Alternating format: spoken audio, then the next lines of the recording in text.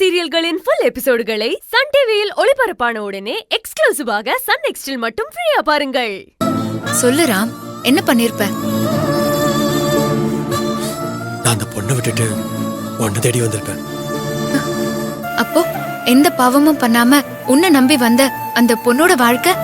தப்பே பண்ணாத உனக்கு எதுக்கு என்ன விட்டு போற தண்டனை மீனா?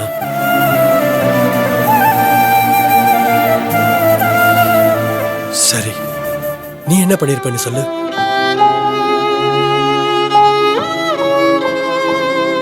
உண்மையை சொல்லட்டுமா இல்ல பொய் சொல்லட்டுமா? உண்மையை சொல்லு மீனா. இப்ப வரைக்கும் நீ என்ன புரிஞ்சுக்கிட்ட மாதிரி அந்த பொண்ணு புரிஞ்சுக்கிட்டு நல்லா வாழ்வேங்கிற நம்பிக்கையில நான் எங்கேயாவது உன் ஞாபகத்தோடவே வாழ்ந்திருப்பேன் ராம்.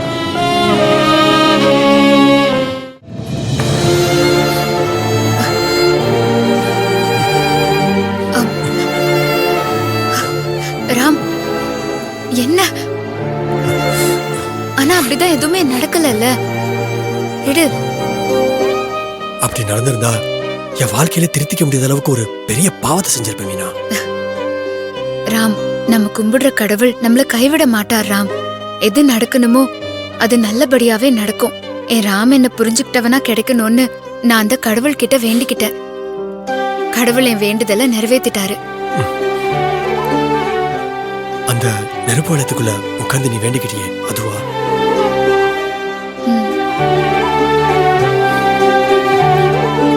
ஆமா, இப்ப எதுக்கு அத பத்தி எல்லாம் கேக்குற? இல்ல, ஒண்ணும் இல்ல. இல்ல, என்னவோ இருக்கு. எதுக்குன்னு சொல்லு.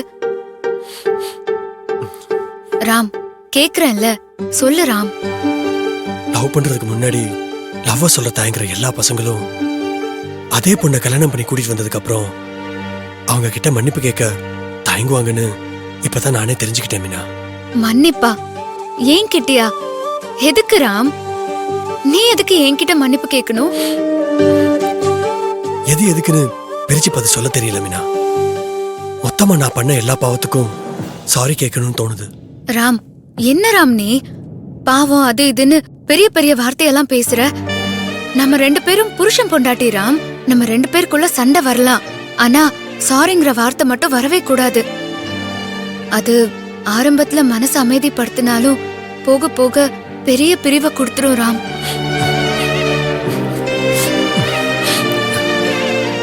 நானே உன்னை பிரிச்சு தானே மீனா வச்சிருந்தேன்.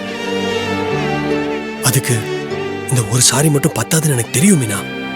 நீ என்கிட்ட சாரி கேட்கணுங்கிற அவசியமே இல்ல ராம். நான் உன்னை புரிஞ்சுக்கிட்டேன். அது மட்டும் இல்லாம மன்னிப்பு கேட்கிற அளவுக்கு நீ எந்த தப்புமே பண்ணல.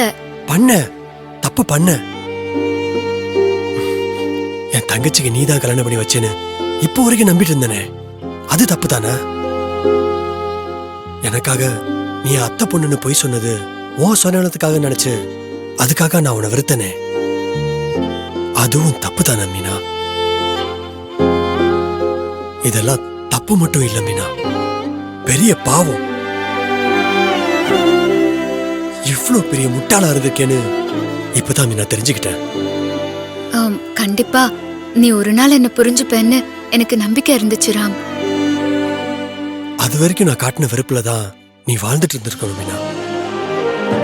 உன் வெறுப்பும் எனக்கு ஆறுதலா தான் இருந்துச்சு ராம். நான் அதையும் ரசிச்சுட்டு தான் இருந்தேன். அன்பு காட்டவே ஆள் இல்லாம வளர்ந்த என் மேல வெறுப்பு காட்டவாவது நீ கிடைச்சிருக்கியேன்னு நான் எவ்வளவு நாள் சந்தோஷப்பட்டிருக்கேன் தெரியுமா?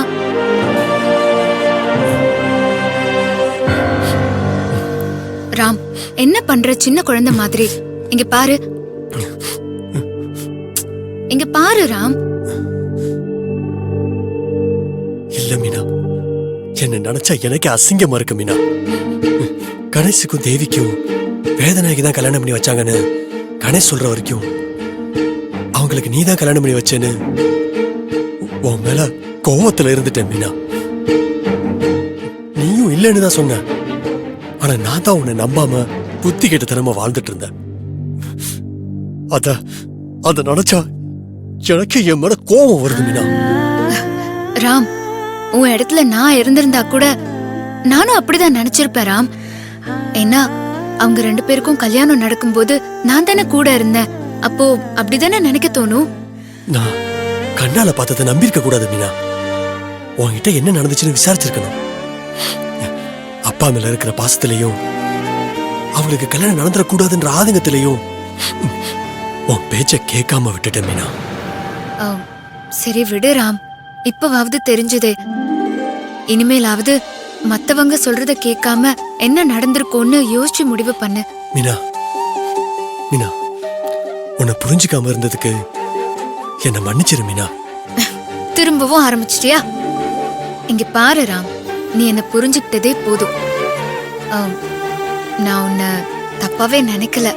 நீ ஃபீல் பண்ணாத என்ன?